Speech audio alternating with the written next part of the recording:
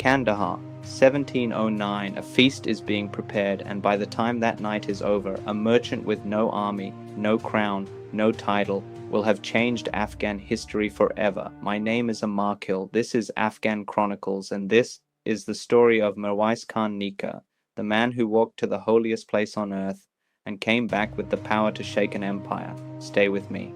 The tables are full, the food is rich, the candles are lit. At the head of the table sits Gurgin Khan, the Persian governor of Kandahar, powerful, confident, surrounded by his guards. He has been invited by a local Afghan merchant, a man he has known for years, a man he trusts completely. The merchant smiles. The evening begins, and by the time that night is over, Kandahar will be free for the first time in decades. But this story did not begin at that feast. It began years earlier.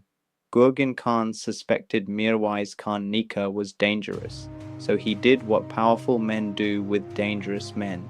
He arrested him and sent him to Isfahan, the Persian capital, the heart of the Safavid Empire. Most men would have broken in that situation.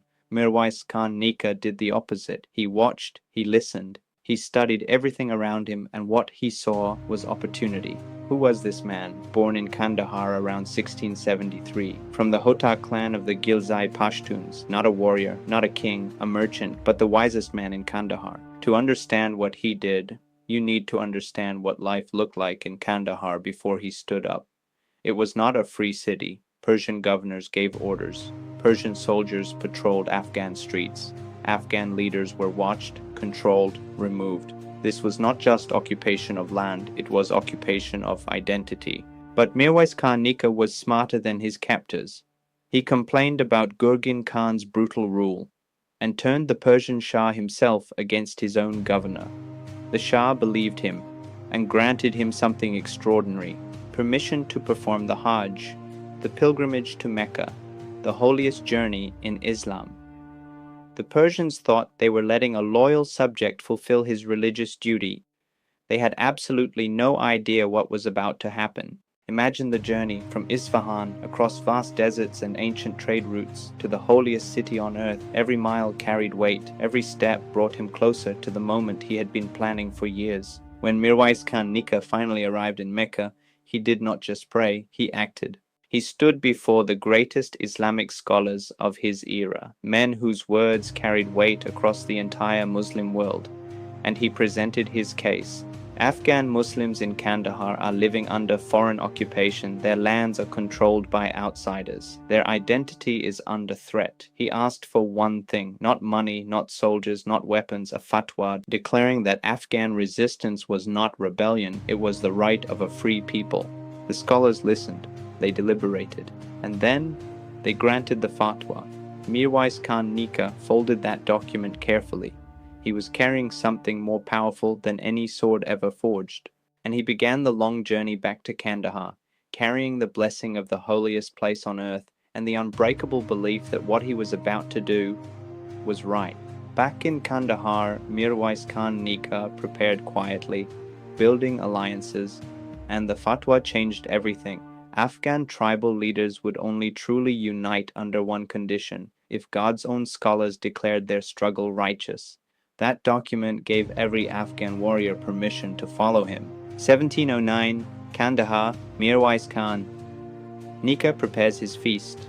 Everything looks normal, everything looks peaceful, but nothing is what it seems. Gurgin Khan arrives, the feast begins, trust fills the room, and then Mirwais Khan Nika gives the signal. What happens next takes minutes. Gurgin Khan is dead, his guards overwhelmed. The Persian garrison surrounding Kandahar finds itself surrounded by Afghan fighters who have been quietly preparing for this exact moment. By morning, Kandahar is free. The news spreads across Afghanistan like fire. Afghan tribes came from every direction. The merchant had become a commander. The feast had become a revolution. Within weeks, Mirwais Khan Nika commands an army. Within months, every Persian attempt to retake Kandahar fails. The merchant had become a commander that no Persian army could defeat. Persian army after Persian army was sent to crush the rebellion. Every single one failed. Afghan warriors, fighting for their fathers, their grandfathers, their identity, swept through Persia like a force of nature. Steel against steel, Afghan courage against Persian power, and Afghan courage won. Mirwais Khan Nika died in 1715. He was 42 years old. He never called himself a king, never wore a crown, but what he planted, his son Mahmud Hotak would harvest. In 1722, Mahmud Hotak led an Afghan army across the mountains into Persia. On the 23rd of October 1722, Afghan forces entered Isfahan, the Persian capital, the heart of the empire that had occupied Kandahar for decades. That empire fell to the son of a Kandahari merchant, the son of Mirwais Khan Nika, the grandson of Afghanistan. Mirwais Khan Nika proved that wisdom is mightier than any sword. He went to Mecca not because he was the strongest man in Kandahar, but because he was the wisest. That journey, that wisdom, that courage is why Afghans across 3 centuries have called him Nika, not just a leader, a grandfather, the grandfather of Afghan independence. The next time someone asks you, what has Afghanistan ever given the world?